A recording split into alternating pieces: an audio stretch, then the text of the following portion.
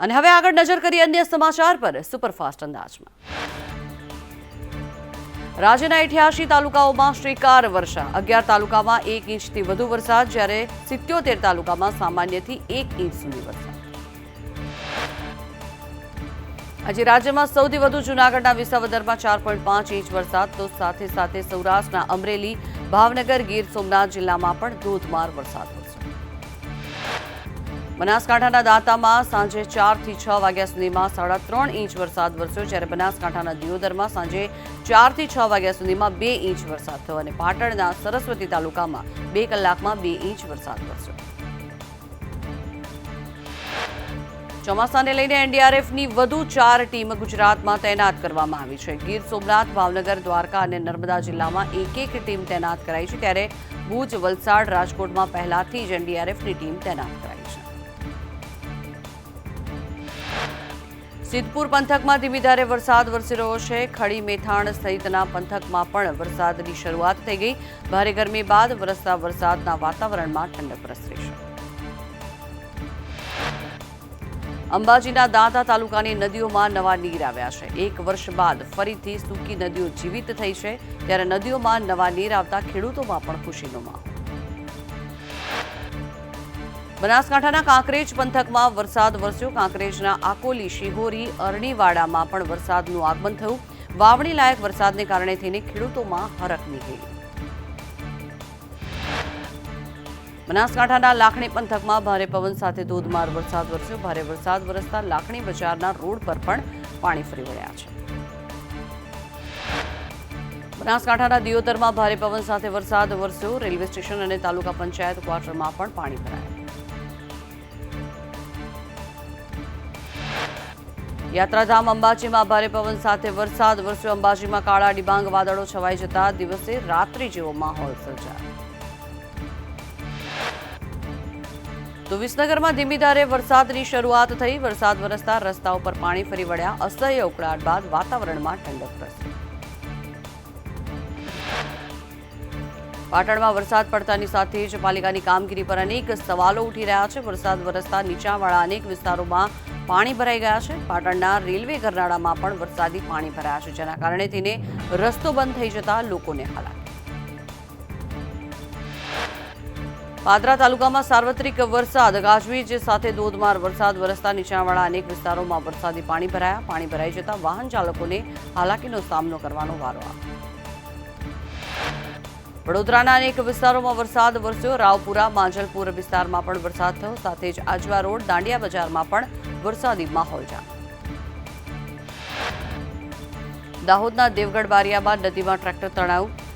બૈણા ગામે પાનમ નદીમાં આવેલા પૂરમાંથી પસાર થઈ રહેલું ટ્રેક્ટર ફસાઈ ગયું હતું। ઉપરવાસમાં વધુ વરસાદને કારણે થઈને પાણી આવ્યું। દાહોદ જિલ્લામાં વરસાદી માહોલ જામ્યો। અનાસ, ટાંડા અને રાછરડામાં વરસાદ વરસ્યો, સાથે જ ગલાલિયાવાડ સહિતના અનેક ગામોમાં પણ વરસાદનું આગમન થયું। આણંદના આંકલાવમાં ધોધમાર વરસાદ વરસ્યો। બોરસદના આસપાસના વિસ્તારોમાં પણ વરસાદી માહોલ જામ્યો। ભરૂચ જિલ્લામાં વરસાદી માહોલ જામ્યો। જંબુસરના અનેક વિસ્તારોમાં વરસાદ વરસતા ઠેર ઠેર પાણી ભરાયા, સાથે જ કેલોદ, સમની અને આમોદમાં પણ વરસાદી વાતાવરણ। જંબુસરમાં ગાજવીજ સાથે વરસાદ। જંબુસર સહિત ગ્રામ્ય વિસ્તારોમાં પણ વરસાદ વરસ્યો, સાથે જ ઉમરા, મગણાદ અને કાવલી ગામમાં પણ વરસાદી માહોલ। છોટાઉદેપુરમાં વીજળીના કડાકા સાથે ધોધમાર વરસાદ થયો। છોટાઉદેપુર, દેવહાટ અને તેજગઢ પંથકમાં પણ વરસાદી માહોલ સર્જાયો। નસવાડીના ડુંગર વિસ્તારમાં ધોધમાર વરસાદ થયો। ભારે વરસાદને કારણે થઈને મેણ નદીમાં નવા નીર આવ્યા। 100 ગામને જોડતા દુગ્ધા ગામના પુલ પર પણ પાણી ભરાયા। છોટાઉદેપુરમાં સારા વરસાદથી વનરાજીઓ ખીલી ઉઠી। ગોગંબાના જંગલમાં આવેલો હાથણી માતાનો ધોધ શરૂ થયો। ઉપરવાસમાં સારો વરસાદ થતા ધોધ ચાલુ થયો। છોટાઉદેપુરની હેરણ નદીમાં પાણી વહેતા થયા। ગરડા, વેલપુર વચ્ચેનો નદીનો રસ્તો ધોવાઈ ગયો। ગ્રામજનોને કમરસમા પાણીમાં ચાલવા માટે હાલાકી ભોગવી રહ્યા છે। યાત્રાધામ પાવાગઢ ડુંગર પર વરસાદી માહોલ જામ્યો। વાદળોમાં ઘેરાયેલા પાવાગઢનો નયનરમ્ય નજારો। વહેલી સવારથી જ ગાજવીજ સાથે ધોધમાર વરસાદ। પાવાગઢના ડુંગર પર ધોધમાર વરસાદ વરસ્યો, પગથિયા ઉપરથી પાણી વહેતા થયા, ડુંગર વિસ્તારમાં વરસાદથી વનરાજીઓ ખીલી ઉઠી.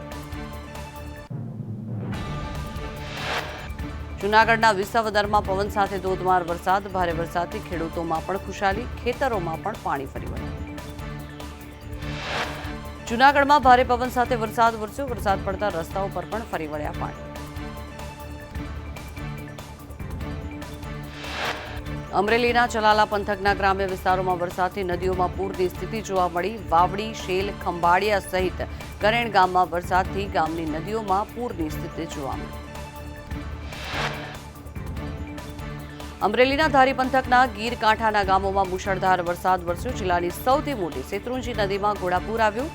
છેલ્લા 3 દિવસમાં બીજી વાર શેત્રુંજી નદીમાં પૂર આવ્યું. અમરેલી ધારીના ગીર કાંઠાના ગ્રામ્ય વિસ્તારોમાં ધોધમાર વરસાદ ખાબક્યો. ધારીના આસપાસના ગ્રામ્ય વિસ્તારોમાં પણ ધોધમાર વરસાદ. સુરેન્દ્રનગરના સાયલા તાલુકામાં વરસાદને લઈને નદી નાળા પણ છલકાયા. સાયલાના નીમડી ડેમમાં નવા નીરની આવક થઈ, સાથે જ નીમડી ભોગાવો નદી બે કાંઠે વહેતી હતી. ભાવનગર શહેરમાં સર્જાયો વરસાદી માહોલ. શહેરના સિત્સર વિસ્તારમાં પણ વરસાદ વરસ્યો, સાથે જ રાજપથ સર્કલ સહિતના વિસ્તારોમાં પણ વરસાદી માહોલ જામ્યો. ભાવનગરના ગારિયાધાર શહેરમાં વરસાદ થયો. ભારે વરસાદ વરસતા ગારિયાધારના મુખ્ય રસ્તાઓ પર પણ પાણી ફરી વળ્યા, સાથે જ રાજપૂતવાડી વાવ દરવાજામાં પણ વરસાદી પાણી ભરાયા. નવસારીના વાંસદા તાલુકામાં જામ્યો વરસાદી માહોલ. તમામ ગ્રામ્ય વિસ્તારોમાં વરસાદ વરસ્યો. ખાંભલા, મનપુર, સીતાપુર, નવતાડ સહિતના ગામોમાં પણ વરસાદી માહોલ. ડાંગ જિલ્લામાં પણ ધોધમાર વરસાદ વરસ્યો છે. સાપુતારા અને વઘઈમાં આહલાદક દ્રશ્યો સર્જાયા. વરસાદથી ડાંગનું કુદરતી સૌંદર્ય ખીલી ઉઠ્યું. અમદાવાદમાં વરસાદનો વિરામ છતાં વરસાદી પાણીનો નિકાલ નહીં. સૈજપુરમાં વરસાદી પાણી વિસ્તારમાં ભરાયું હતું અને અનેક વિસ્તારોમાં પાણી ભરાઈ જતા લોકોને ભારે હાલાકીનો સામનો કરવો પડી રહ્યો છે. અમદાવાદના સરસપુરમાં અનુપમ સ્કૂલ પાસે ઘૂંટણસમાં પાણી ભરાઈ ગયા છે. કલાકો બાદ પણ આ પાણી ન ઓસરતા તંત્રની પોલ ખુલ્લી પડી. અમદાવાદના અનેક વિસ્તારોમાં પાણી ભરાયા. નરોડા પાટિયા વિસ્તારમાં ઘૂંટણસમાં પાણી ભરાયા. નરોડામાં દુકાનો બહાર પણ પાણી જ પાણી જોવા મળી રહ્યું છે, ત્યારે પાણી ભરાઈ જતા વાહન ચાલકોને પણ ભારે હાલાકી.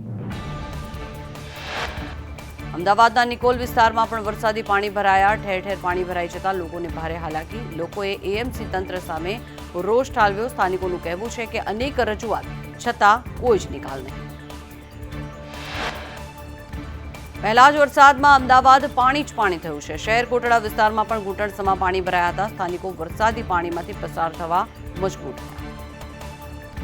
તો 18મી લોકસભાના સ્પીકર પદ માટે આજે યોજાશે ચૂંટણી. વિપક્ષના ગઠબંધનની થશે અગ્નિ પરીક્ષા. પીએમ મોદી સવારે 11 વાગે ઓમ બિરલાના લોકસભા સ્પીકર બનવાનો પ્રસ્તાવ રજૂ કરશે.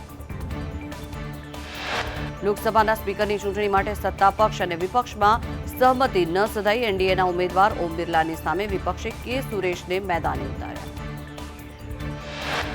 એનડીએ તરફથી ઓમ બિરલા લોકસભામાં સ્પીકર પદના ઉમેદવાર. એનડીએના નેતાઓએ સંસદ ભવનમાં લોકસભા અધ્યક્ષ પદ માટે ઓમ બિરલાની તરફેણમાં 10 સેટમાં નામાંકન કર્યું.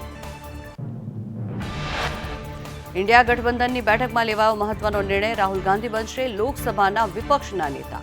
10 વર્ષ બાદ લોકસભામાં વિપક્ષના નેતા જોવા મળશે.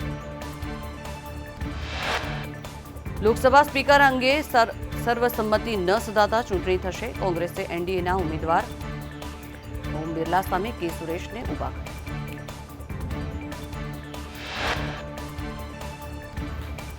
તિહાડ જેલમાંથી અરવિંદ કેજરીવાલની ધરપકડ. સીબીઆઈએ અરવિંદ કેજરીવાલની ધરપકડ કરી.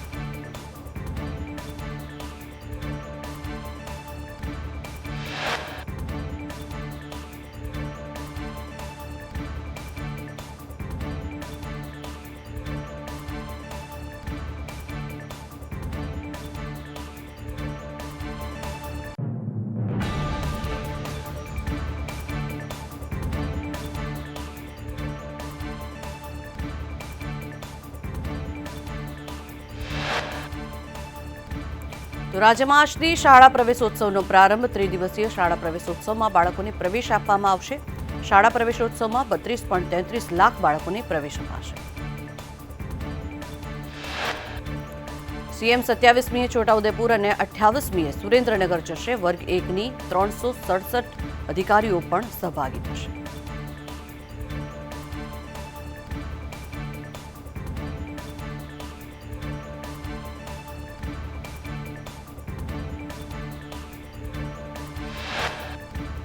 સુરતમાં 35 લાખના એમડી ડ્રગ્સ કાંડમાં ક્રાઇમ બ્રાન્ચે વધુ 3 આરોપીઓની ધરપકડ કરી. મુંબઈની રાબિયા પાસેથી મંગાવતા હતા એમડી ડ્રગ્સ. અગાઉ ક્રાઇમ બ્રાન્ચે 7 આરોપીઓની ધરપકડ કરી હતી. રાજકોટ ટીઆરપી ગેમ ઝોન અગ્નિકાંડને 1 મહિનો પૂર્ણ. પીડિતોને ન્યાયની માંગ સાથે રાજકોટ બંધનું એલાન. રેલનગર જામનગર રોડ ત્રિકોણબાગ જંકશન પ્લોટમાં પણ બંધની અસર જોવા મળી.